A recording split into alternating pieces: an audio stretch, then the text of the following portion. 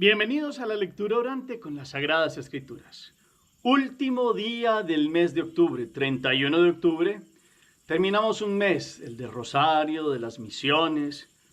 Un mes seguramente de muchas bendiciones. Qué bueno hacerlo dando gracias a Dios a través de esta lectura orante con las Sagradas Escrituras. Hoy en un día que es en la iglesia víspera de todos los santos. Sabemos que aquella expresión All Hallows Eve, que significaba víspera de todos los santos, en el mundo se ha convertido en la expresión Halloween, que dista de ser una víspera de todos los santos, porque sabemos que en esta noche es una noche donde se exalta la oscuridad, el engaño, aquellas cosas oscuras, esotéricas y hasta el satanismo en el culto que hacen muchos. Entonces hoy verdaderamente es un día de ponernos en presencia de Dios, porque la celebración de mañana es una gran solemnidad. Por eso las solemnidades se celebran desde el día anterior y todos preparaban esa víspera de todos los santos. Ojalá no solo ese Halloween sea tomado en esa expresión de oscura, rara, sino que sea más bien Holy Wins, como la santidad vence, como lo han hecho a través de muchas tradiciones ya en otras diócesis y arquidiócesis en el mundo. Para nuestra lectura orante hoy vamos a tomar al evangelista Lucas en el capítulo 13, versículos del 31 al 35. Los invito a que tomen las Sagradas Escrituras. En aquel momento se acercaron unos fariseos y le dijeron: anda, vete de aquí, porque Herodes quiere matarte. Y él les dijo: vayan y digan a ese zorro, hoy y mañana seguiré echando demonios y haciendo curaciones, y pasado mañana terminaré, por lo demás seguiré mi camino, hoy, mañana y pasado mañana, porque no puede ser que un profeta muera fuera de Jerusalén. Jerusalén, Jerusalén, que matas a los profetas y apedreas a los que te son enviados. ¿Cuántas veces he querido reunir a tus hijos como una gallina sus polluelos bajo las alas, y no has querido? Sepan que su casa se queda abandonada. Y les digo que ya no me verán hasta que llegue el momento en que digan: bendito el que viene en el nombre del Señor. Palabra del Señor. Gloria a ti, Señor Jesús. Los invito a que hagamos hoy la invocación al Espíritu Santo, hoy con toda la fuerza. En este último día del mes, víspera de la gran celebración de mañana de todos los santos, aquellos que vivieron llenos de la presencia del Espíritu de Dios. Digámosle hoy: ven, Espíritu Santo, llena los corazones de tus fieles y enciende en ellos el fuego de tu divino amor. Envía tu Espíritu y todo será creado y renovarás la faz de la tierra. Espíritu Santo, ilumínanos con tu gracia, presencia y luz. Llénanos de la alegría de tu plenitud. Que podamos hoy verdaderamente comprender que eres el único enviado del Padre. Y que podamos anhelar la verdadera santidad de los hijos de Dios. Amén. ¿Qué dice el texto? Capítulo 13 de Lucas, versículos 31 al 35. ¿Quiénes se acercan a Jesús? Le dicen algo como: váyase. ¿Por qué? ¿Cómo responde el Señor? Él les dice que hoy y mañana, como quien dice, yo voy a seguir actuando. ¿A qué se refiere? Después le habla a Jerusalén, mirando como a la ciudad desde lejos. Está en otro lugar, pero está pensando en la ciudad sagrada. ¿A qué se refiere? ¿Qué dice? ¿Qué anhelo sale de su corazón? Como que hablándole a esta ciudad, y en esa ciudad a los que van a ella como fieles devotos. ¿Qué es lo que ha pasado en el tiempo con esta ciudad y los que Dios ha mandado avisarles sobre cómo vivir sobre su presencia? Y ahora nada más ni nada menos que el Hijo de Dios. ¿Cuál es la actitud que tendrá Jerusalén hacia los que han sido enviados y hacia con él? Y les termina diciendo una frase puntual. Solo llegará un momento en que digan: una cosa, bendito. ¿Quién será el bendito que van a recibir? Hacemos la pausa, la palabra resuena. La segunda lectura los invito a que después de que los ojos se han posado en las palabras y el corazón ha reposado en el sentido, se queden con una expresión, con un versículo, con algo que les haya hecho arder el corazón. Y al final hacemos una última lectura para que bajemos todo de la mente al corazón. En este último día del mes, en esta meditación, demos gracias. Porque por duros que hayan sido ciertos momentos, Dios siempre ha estado con nosotros. Y hoy, en este día, es un día de terminar haciendo mucha oración. Primero porque es previo a la gran solemnidad de todos los santos, comprendido como un día grandísimo, bellísimo en la celebración de nuestra fe. Es por eso que el enemigo de Dios se ha valido de muchos que han llegado a proponer esta noche un poco desde la burla y desde celebraciones muy humanas y muy como si fueran fiestas que saben que no son realidad, pero que terminan invitando al desorden, al mal, a las invocaciones, a las brujas, al diablo, etcétera, etcétera. Terminan haciendo situaciones que no son precisamente la de los santos que vamos a celebrar mañana, los que caminan en la luz del día, los que han caminado en la gracia de Dios. Y esto es previo como para ridiculizar de aquellos que quieren vivir en la luz de Jesús. Es el día, créanme que sí, es el día donde muchos cultos satánicos se hacen. Tristemente, la gente piensa que eso es mentira, pero es una verdad clara.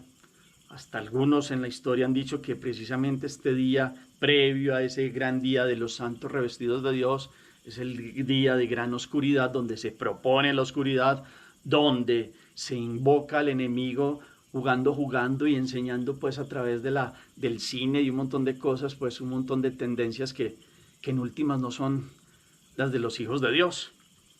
Y alguien puede decir, son exagerados, pero es una noche de mucho cuidado. Por eso es un día de oración. Y precisamente que sea para preparar el día de mañana. Aunque satanismo, la gente dirá, no, yo no, pues, ¿cuáles cultos? Son muy pocos. Bueno, hay unos que estarán en esos cultos. Porque si vamos a hablar de eso, el satanismo ya se vive práctico en muchas cosas que hacemos, apartándonos verdaderamente de la luz de Dios. De muchas doctrinas que hoy pululan, que van en contra de la creación perfecta de Dios. De muchas actitudes como la guerra y el odio que no son precisamente la de los santos. Porque que buscan a Dios, buscan la unidad, la santidad, el perdón, la misericordia. Y hoy el mundo ofrece otra vez venganzas, odios, muerte, crímenes. Estilos de vida totalmente distintos a lo que Dios ha creado y ha pensado en el orden que le ha dado cuando ha dicho, y vio Dios que era bueno. Y ahí hay una lucha. Pero en esa lucha está la gracia y la victoria de Dios.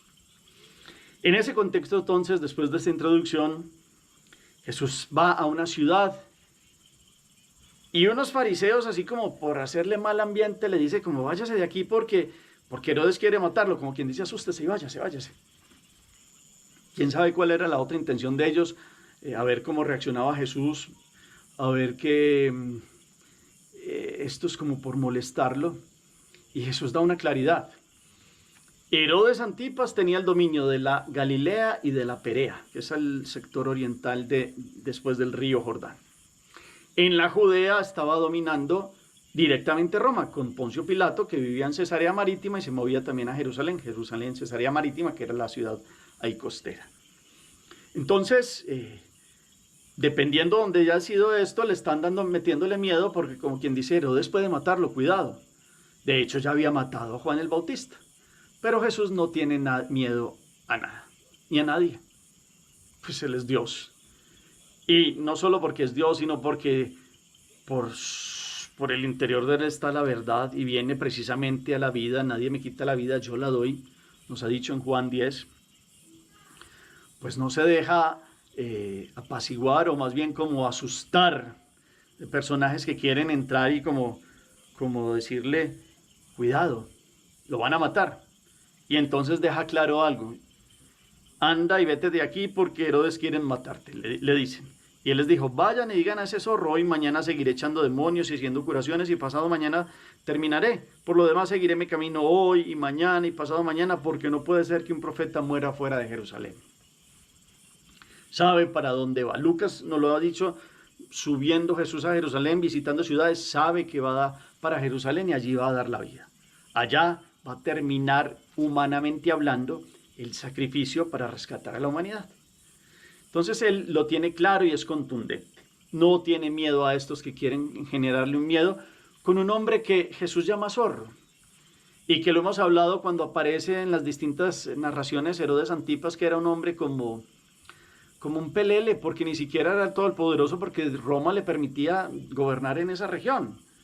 Y era un hombre que vivía entre el trago y entre los excesos, y entonces es un hombre como que trataba de creerle a Juan el Bautista, pero no, y entonces influía a Herodías, que estaba más interesada en el reino de él, y entonces logró matar a Juan el Bautista y querían hacerle meter este miedo a Jesús. Jesús tiene claro para dónde va y a qué ha venido. Sigue actuando hoy y mañana y hasta el día que llegue y dé la vida en Jerusalén. Y de una vez entonces utiliza esta expresión Jerusalén para hablar de la ciudad sagrada.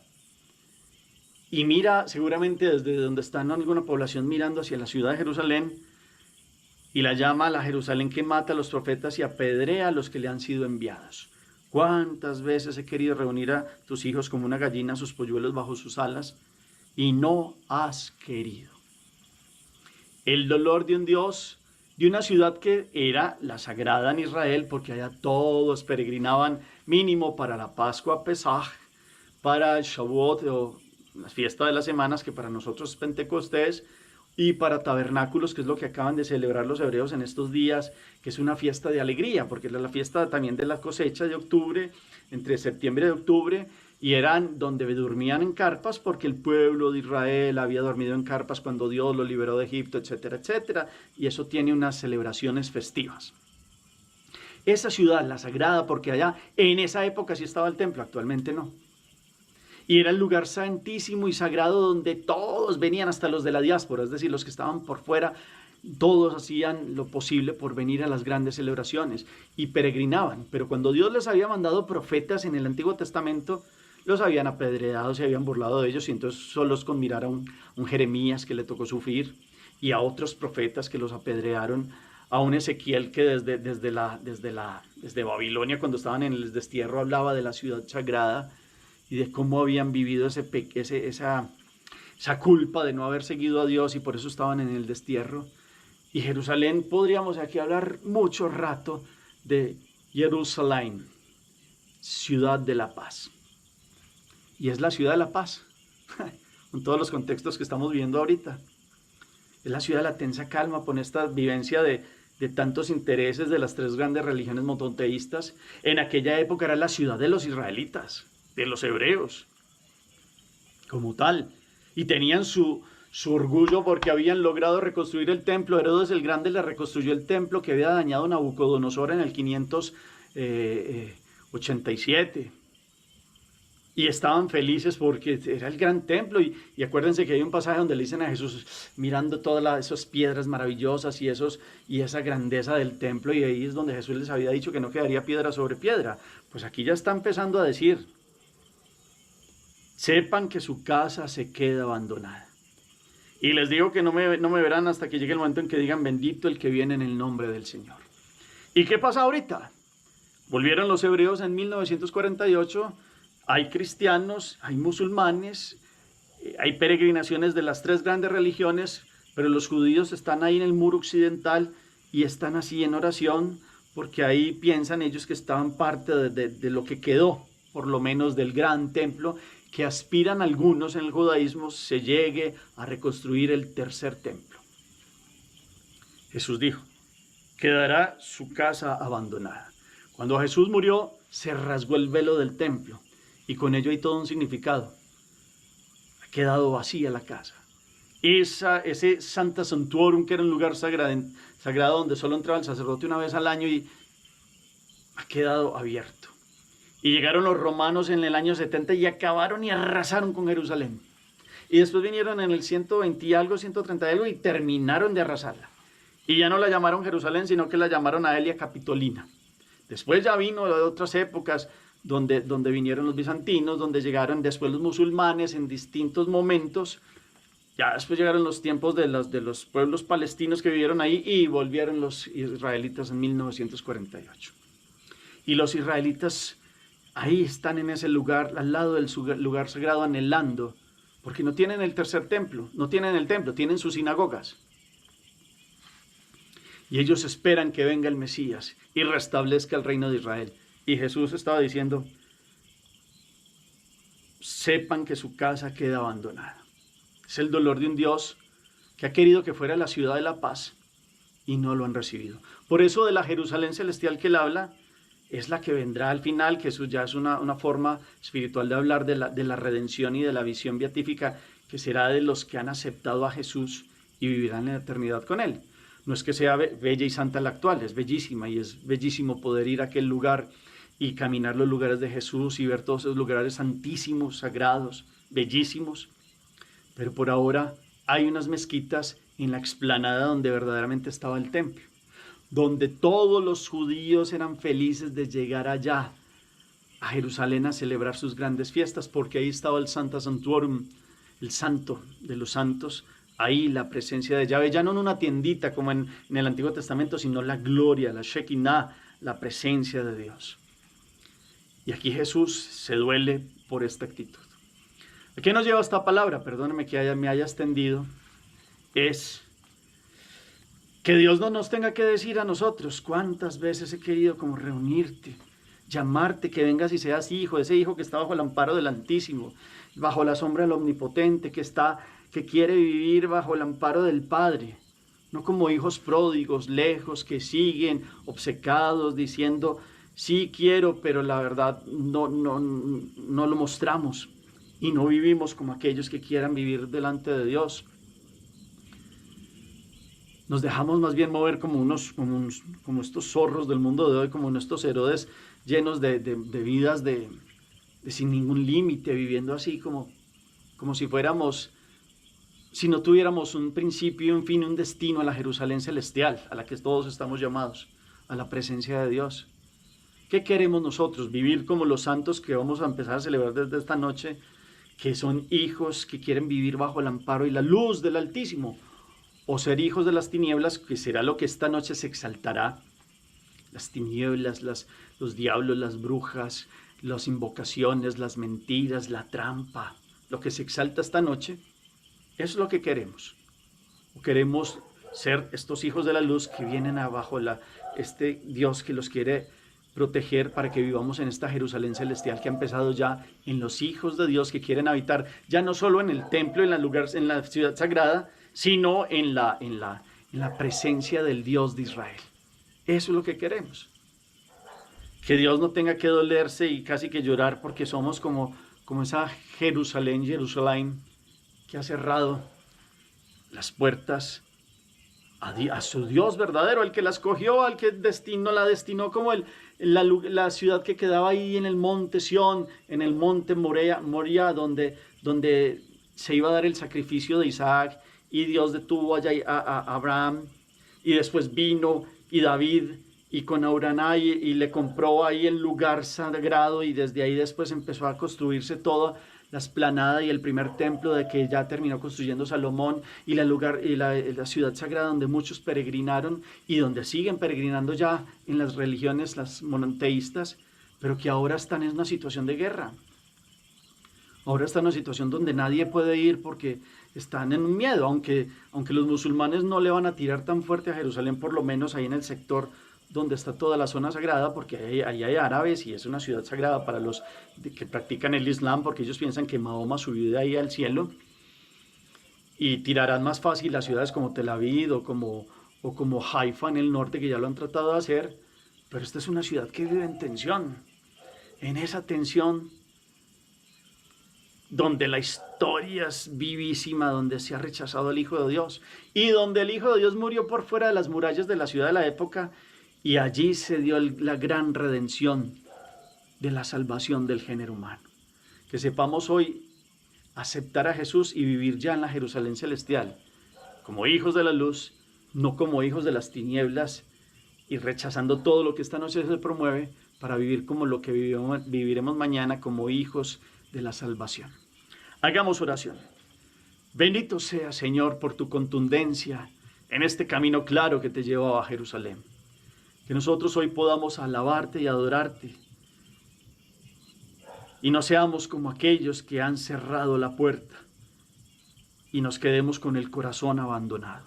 Que hoy podamos vivir en la Jerusalén celestial, que ya es el principio de la salvación por el bautismo que nos has dado, para que podamos vivir ya en tu gracia y podamos anhelar la santidad, donde ya podremos estar en tu presencia y al final podremos llegar a una plenitud, a una alegría, donde ni ojo vio, ni oído yo, ni vino a la mente del hombre la gloria futura que está reservada para los hijos de Dios.